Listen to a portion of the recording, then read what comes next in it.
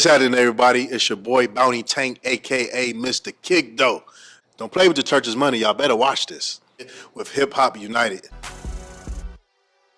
What's up, everyone? I hope all is well.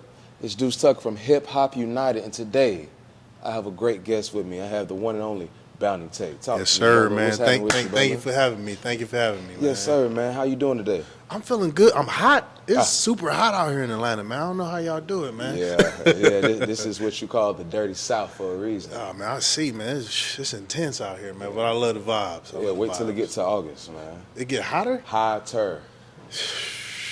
You know what's crazy? What's I up? see people walking around with hoodies on and jackets. I don't get it, man. You got to understand, it's the normal. When a lot of things happen, especially when the weather can, quote unquote, be bipolar, at night it might turn into 65. Really? And then in the morning it's going to go back to 80, 85, 90. I just thought y'all was very hydrated down here. Yeah, I wish we were. But, you know, that's another story for another day, man. That's another story for another day. I know that you have been excelling for quite a long time, man. And I just want to give you your flowers and just tell you, man, that I've been seeing your show, and I think it's very funny. I've been seeing how you interact with young people, people who are not necessarily aware of who you are, but who are aware of you. So talk to me, man, where did that type of personality come from? I've always been just a goofy person, man. I'm goofy. I'm a personable person because I'm a normal person. This job doesn't change who I am internally, you know. Just at the core, I'm me, and I'm a personable person. I like people. I like to laugh. Laughing's good for the soul, and I can relate to individuals. So, man, it's just been embedded in me. I don't know where it came from. Maybe my parents, or it's just God-given. Absolutely. I definitely understand that perspective. I know a lot of times when people who are an only child, you know, they usually have this vibrant, joyful personality. So how was that, you know, with your childhood? Talk to me a little bit more about that, how you grew up, you know, with your mom. How were you able to navigate the different circumstances that you had to go through? Okay. I grew up, you know, only child, just me and my mom. My mom was a nurse. She did what she needed to do to keep me out of trouble and keep a roof over my head and keep me clothed. I mean, I never was really in the streets. I played sports my entire life. That kept me focused. That kept me tunnel vision.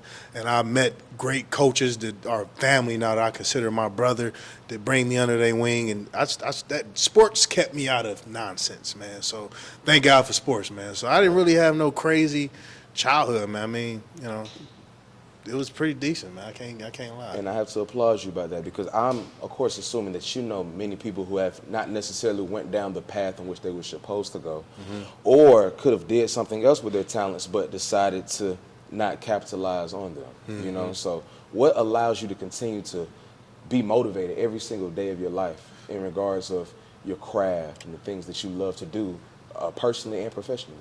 I would have to say fear, man. One of the things that scare me is being in a situation in a time where I'm looking back and I didn't capitalize on my talents, what God gave me, and wishing I would have did this, wishing I would have did that, and I didn't because I was afraid. That scares me because I see and I know people that are older and they live with regret and they're depressed because they didn't take advantage or just leap out there, take a leap of faith and follow their passion or just take chances, take risks. A lot of people don't do that. They get infatuated with mediocrity. They're scared to step out of their comfort zone. So that scares the hell out of me.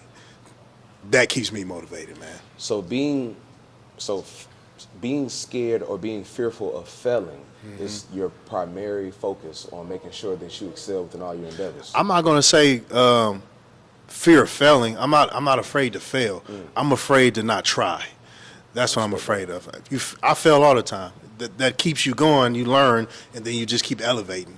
Failing is a part of success. You got to fail. Absolutely. But not trying, that's some whole nother mess, man. Right. I don't want to be that type of guy that I didn't try to do it. So, no. I definitely understand that. Now, speaking of chances, to be honest, I have a few family members in your hometown, Cleveland, Ohio. I arrested them? Yes. No, I'm messing with you. But I just know that they inform me all of the time that it's not necessarily an abundance of opportunity and a great mass of entertainment when it comes into that city. Now, tell me, how was that being in that city, and how were you able to cultivate your craft, especially being from, Cleveland, Ohio? I'm not gonna say it's not opportunity, and if you got to create your own way, your own lane, create your own wave. If there's no opportunities, then create it. Right. Just grind it out, network with people, man. So I don't take that. That's an excuse. If something's not popping, then you make it pop. And you keep grinding it out until it happens. I started with a flip phone. I kept it moving. I didn't care what people thought, and I just kept moving and moving, creating motion, and people start buying in what I'm putting out, man. So no, you got to create it. You got to create it. You know what I mean? That's it. That's definitely true. Now, what is a motivational factor or something that you can help tell somebody who's 17, 18 years old in regards of not necessarily the basic, just keep going, but a key piece of advice that will allow them to cultivate their skills and the things that they want to do with their life? I'm going to say this to the youth out there. Follow your passion and disregard what anyone has to say. And that means family, because I have family that necessarily don't agree with what I do. They didn't support it. Right. You know what I mean? So understand that you're going to have people that don't support what you do, but follow your passion. If you want to be a cake baker, then be the best damn cake baker there is, man. You know what I mean? Bake them cakes, man. You know what I mean? Any way you can. That's it. Because at the end of the day, what you put in, you manifest, man. So, kids, don't worry about what anybody say. If you're doing something and they say that's stupid or they don't agree with it, you're doing something right. I'd like to hear that. Now, going a little back, I know that you attended a great HBCU. It's not as good as Florida University. Wait. We whooped on y'all, too, yeah. I mean, I'm going to go up and down with that. We are the national champions in football right now. So, Oh, man, are y'all really? Yes. Oh, that's dope. 2023 beat Howard. Okay. Y'all rivals. I heard man. it was the real HU. You know what I'm saying? But I don't know. So talk to me about that. Like, what made you even want to go to a HBCU in the first place? Historically black college university, for those who are not aware. Man, honestly, I just watching TV, watching the different world growing up, and just watching different television shows, and you always want to see that and experience that. You just be like, oh my God, this looks fun. So I went there for football also, and then also another major factor was they had a nursing program. Most nursing programs, you got to like apply and get them to them. You got to be accepted. Hampton automatically accepted you in the nursing program, so that was another factor of it. Yeah. So I have a nursing degree. I wanted something. I wasn't one of them athletes that went to college and just football. I knew this may not work. I need some job security. So that's why I got into it. That's another reason why I ended up there, yeah. Man, brother, I respect that because, man, I'm telling you, sometimes young people, not just even African Americans, but just throughout many different ethnicities, they're not necessarily focused on the overall picture, but they only focus in the moment. And sometimes you can get lost in the sauce with it. Sports, man, is an unpredictable job. It is. You just never know. You get injured, it's over. Absolutely. You got to have a plan B when you're playing sports, man. Absolutely. But you being in that space with so many black creators and, black minds and people who have the audacity to want to be great, and they will be. What allowed you to continue to evolve over the course of 4 years, and what was your experience like to lead you, especially to your career now? I'm going to have to say, and this sounds kind of cliche, man, I'm going to just say God, man. God paved the way for me. I really believe in my heart I'm put here for a bigger purpose, man. There's nobody that's ever done what I'm doing. There's no black man, young man doing this with a badge. I represent a lot, and I've been put here to touch some people and change lives, man. So I feel like it's my destiny. That's why I've been put here. I just got to stay on that path that He's directed on me, and stay focused, man. It's been a hell of a ride. I'll tell you that. I deal with this job. I deal with so much, man. So much negativity. You got to constantly put yourself in a situation where you have positive coping mechanism. You know what I mean? Absolutely. Because you're always around negativity, man. So it's rough sometimes. It gets rough, man. That's real. So I need you to tell me 2 stories. One about your favorite football memory, and one about your favorite HBCU experience. Because you were there for 4 years, so I know you got at least have one, man. You're not going to go to HBCU. You taking me back. That was like 10 years ago. Hey, man. All right, so look, if any of my Hampton people was watching right now, I was that guy that threw them parties. Okay. I had this little blue house right outside of campus, man. It probably could fit 25 people in there, but we used to have about 50 to 100 people in there, man. Wow. There was some of my fun moments, man. We would have some of the new recruits coming in, and they would come party. They knew to bring them to my house, man. Okay. You know what I mean? So, it was a good time, man. That was one of my most memorable moments. And also in nursing school, they would show the history of nursing. And my old teacher, her name was Miss Langford. I never forget her. She used to put me on there because I was the first person to ever do this as a football player and still start. So I would be included in the history of nursing, man. So that was a big, memorable moment for me. I never forgot that, man. I wonder if they still doing it now. I have to go to the nursing program. You got to pay them a visit, Yeah, man. I'm going to pop up on there. Show them boys it's still right. Yeah, man. I had to check some pulses and revive some souls. That's solid. You know, I'm a member of Omega Psi Phi, so I definitely know how people get down when it comes to the parties, That's dope, man. So I understand that you, in 2011, wanted to pursue a U.S. Marshal career. Am I correct? You still Man, so doing nursing, there was a situation that happened that I realized I don't want to do it no more. Okay. I'm gonna still finish and get the degree. So at that point, I wanted to do something that I could still be athletic. Okay. I could move around. I could still use my physical abilities and still, and my mental abilities, still be effective in life. I wanted to be outside. I don't want to work in a building all day. You know what I mean? So I looked it up, and it was a hiring freeze. And I kept researching, and bounty hunting just popped up, man. And I got into it, and it just became my niche. I was just good at it, man. So I was supposed to be here. Yeah. I definitely respect that. Now, bounty hunting can be a rewarding task, but it can also be dangerous. Oh, yeah. So what allows you to ensure, even though you can't promise yourself, that you can give yourself the best opportunity and chance to make it home safely every single night? My gut, research, but really my gut, man. We've been out about to go arrest people, and something in my stomach just don't feel right, and I'll call it off. Wow. And I swear there's been multiple times where it was one situation, we went to this house, and something just went right. My spirit went right. I was like, man, I don't know. I just called it off. Found out it was a stash house, and there was people in there waiting with guns, ready to shoot. Wow. So I just listened. My intuition, man, when I still got it. When that's gone, I'm getting out the business. Okay. Yeah. I definitely understand that, brother. Because you don't want to go in there with an open mind. You need to go in there with precise and focus. And you gotta have street smarts. You gotta Yes. know how to move on the streets. You gotta know how to talk to people. I mean, it's a skill. You do gotta have that. Yeah. Absolutely. So I believe no profession or career can go well without a team. Right. So how did you go about picking your team when it comes to your management, when it comes to your task force and the people who are just around you when you're doing these difficult tasks? Man, I started doing it by myself for a very long time, Absolutely. and it became very dangerous. I I met my guy Tony, it's like my brother, and he bring me into the bonds.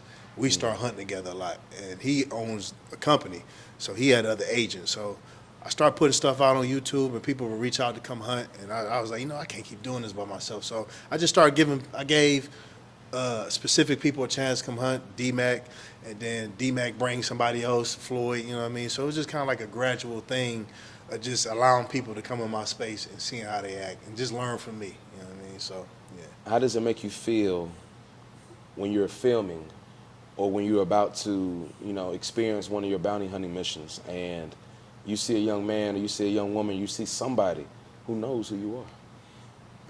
It makes me feel safe. They know who I am, so this is good, man. Yeah. I'm so used to it now, man. I mean, a lot of times when we hunt, most of the people do know who we are. You know what I mean? That makes it a more safe place, though, versus we just come to somebody's house. They know how we roll. They know we ain't about no violence, but they know we about business. So it actually helps my job. Absolutely. Yeah. So I understand that you have two passions. You might have many more, but the passions that are highlighted, especially within media and within this world, are music, bounty hunting. Now tell me, what allows you and what wanted to make you be able to partner these two careers together and allow them to both flourish? And I always wanted to do music, man, but it's like doing what I do and wearing a badge, that makes it hard. Yeah, absolutely. Especially coming to the street perspective. They Yeah, like, man, absolutely. That's what I was what thinking. the hell is he doing? He Right. right. So initially, You know, they was like, man, this dude rapping, man. Yeah. Come on, man. But it's like I put music in my show. Why pay somebody and get them paid when I could just create my own music, put it on my own show, and tell my own stories? You know what I mean? So I just got to the point where I just said, fuck it. You know what I mean? Either they gonna roll with it or they not, and that's just how I did it, man. I mean, it's crazy, bro. Yeah, It's crazy. smart, intelligent tactics when it comes to that, marketing. And that's exactly what I was thinking. I was like, how's this brother gonna wear a badge and then expect somebody to respect his rap career? Man, I was like, that is insane. You know what though? I don't worry about everybody else. I worry about the people that rock with me. Absolutely. I can't. Everybody's not gonna like it. That's very true. Everybody's not gonna rock with me because I wear a badge, and that's cool. I'm making music for me, the show, and for people who like it, and that's my fan base, and that's who I'm rolling with. Yeah. I definitely agree with that. Now, speaking about your fan base and your music, what goes into the ideal of the certain songs that you want to create and the type of message that you want to give? I mean, I like to base it around the show, like just multiple aspects. I like to base it around the show. Previous albums, I talk about what's going on in my life, like real unfiltered what's going on in my life. So I use life experiences and work experiences. And then, life experiences, you like to kick it sometimes, they have fun too. It's Absolutely. just everything I experienced in my life as a whole. You know what I mean? Definitely. So I know you have a new single, All Bad. Tell me what made you inspired, to put that project out. Well, like I said before, man, You want to have fun as well. I want to have a little fun, man. Uh-huh. Yeah, I want to have a little fun. But I'm going to get back in my lane. I feel like that wasn't too much of my lane, so I'm getting back in my lane. I had some fun.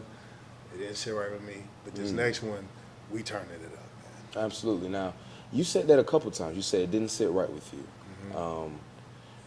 When you think about the way you want to portray, certain ideas or certain messages or even what's on your mind, what allows you to be like, you know what, I'm going to do this, or you know what, I'm going to do that. And that kind of ties within the next question is, do you ever necessarily think of choices you make as regretful, or you say, I made it, I have to move on from it, and I'm going to learn from it?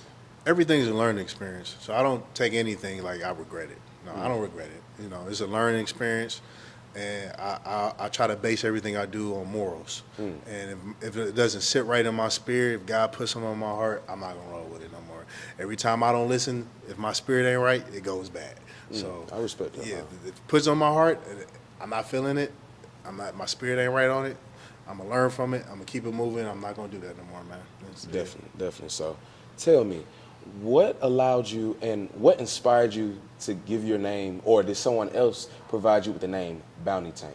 I was always called Tank from playing football. Okay. So I got in the bounty and I just figured just put it together. Just go to Bounty Tank.